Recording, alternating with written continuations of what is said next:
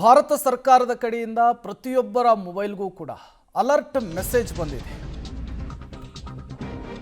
ಮೊಬೈಲ್ಗಳಲ್ಲಿ ಮೊಳಗಿದ emergency siren. ರಾಷ್ಟ್ರೀಯ ವಿಪತ್ತು ನಿರ್ವಹಣಾ ಪ್ರಾಧಿಕಾರದಿಂದ ಪ್ರಾಯೋಗಿಕ ಸಂದೇಶ.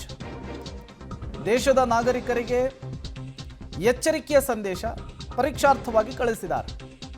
ಕೇಂದ್ರ ಸರ್ಕಾರದಿಂದ ತ್ವರಿತ ವಿಪತ್ತು ಅಲರ್ಟ್ ಮೆಸೇಜ್ ಇದು. ಆಧುನಿಕ ತಂತ್ರಜ್ಞಾನವನ್ನು ಆಧರಿಸಿದಂತಹ ಮೆಸೇಜ್ ರವಾನೆ ಆಗಿದೆ. ನಿಮ್ಮ ಮೊಬೈಲ್ ಇದ್ದಕ್ಕಿದ್ದ ಹಾಗೆ ರಿಂಗ್ ಆಗ್ತಾ ಇದ್ರೆ ಅಥವಾ ವೈಬ್ರೇಟ್ ಆಗ್ತಾ ಇದ್ರೆ ಯಾವುದೇ ಕಾರಣಕ್ಕೂ ಆತಂಕಕ್ಕೆ ಒಳಗಾಗೋದು ಬೇಡ. ಭಾರತ ಸರ್ಕಾರವೇ ಸ್ಪಷ್ಟವಾಗಿ ಉಲ್ಲೇಖಿಸಿದೆ, ಇದೊಂದು ಪರೀಕ್ಷಾರ್ಥ ಮೆಸೇಜ್ ಅಂಥೇಳಿ, ಆಧುನಿಕ ತಂತ್ರಜ್ಞಾನವನ್ನು ಆಧರಿಸಿ ಕಳಿಸಿರುವಂತಹ ಮೆಸೇಜ್ ಅಂಥೇಳಿ. ಎಮರ್ಜೆನ್ಸಿ ಸೈರನ್ ಅನ್ನೋದು ಗೊತ್ತಾಗ್ತಾ ಇದೆ.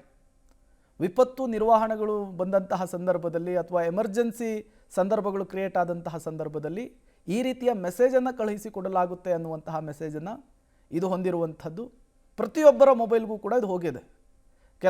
ಕೆಲವರು ಆತಂಕಕ್ಕೊಳಗಾಗ್ತಾರೆ, ಏನಿದು ಮೆಸೇಜು, ಓಕೆ ಒತ್ತಬೇಕಾ ಬೇಡವಾ, ಸೈಲೆಂಟ್ ಮಾಡೋದು ಹೆಂಗೆ, ಸಹಜವಾದಂತಹ ಪ್ರಶ್ನೆ ಬಂದೇ ಬರುತ್ತೆ. ಆಗಾಗ ಈ ರೀತಿಯ ಮೆಸೇಜ್ಗಳು ಭಾರತ ಸರ್ಕಾರದ ಕಡೆಯಿಂದ ಬರುತ್ತೆ. ಈಗ ಮತ್ತೊಮ್ಮೆ ಅದೇ ರೀತಿಯ ಮೆಸೇಜ್ ಕೂಡ ಬಂದಿದೆ. ಆ ಮೆಸೇಜ್ನಲ್ಲಿ ಇಂಗ್ಲೀಷ್ ಮತ್ತು ಕನ್ನಡದಲ್ಲಿ ಈ ಮೆಸೇಜ್ನ ಉದ್ದೇಶ ಏನು ಅನ್ನೋದನ್ನು ಕೂಡ ಬ್ರೀಫ್ ಮಾಡಿದ್ದಾರೆ.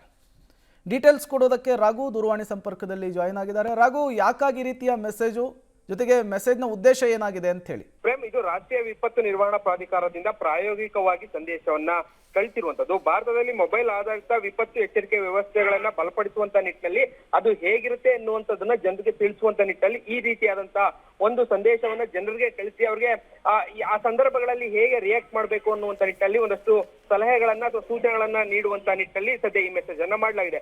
ಭಾರತದ ದೂರಸಂಪರ್ಕ ಇಲಾಖೆ, ರಾಷ್ಟ್ರೀಯ ವಿಪತ್ತು ನಿರ್ವಹಣಾ ಪ್ರಾಧಿಕಾರ ಜೊತೆಗೆ ಸಿ.ಡಾಟ್ ಸಹಯೋಗದೊಂದಿಗೆ ಈ ಕಾರ್ಯವನ್ನ ಈಗ ಮಾಡುವಂತದ್ದು. ಸುಮಾರು 12 ಗಂಟೆ ಸುಮಾರಿಗೆ ಬಹುತೇಕ ಎಲ್ಲರ ಮೊಬೈಲ್ಗಳಿಗೂ ಕೂಡ ಈ ರೀತಿಯಾದಂತಹ ಸಂದೇಶಗಳು ಬಂದಿದೆ. ಆ ಸಂದೇಶದ ಸಂದರ್ಭದಲ್ಲಿ ಬಹಳ ಕ್ಲಿಯರ್ ಆಗಿ ಹೇಳಿದೆ, ಯಾರು ಕೂಡ ರಿಯಾಕ್ಟ್ ಮಾಡುವಂತಹ ಅವಶ್ಯಕತೆಗಳು ಇರೋದಿಲ್ಲ. ಸೊ ಆ ಕಾರಣಕ್ಕಾಗಿ ಗಾಬರಿ ಕೂಡ ಆಗುವಂತ ಅವಶ್ಯಕತೆಗಳು ಇರೋದಿಲ್ಲ.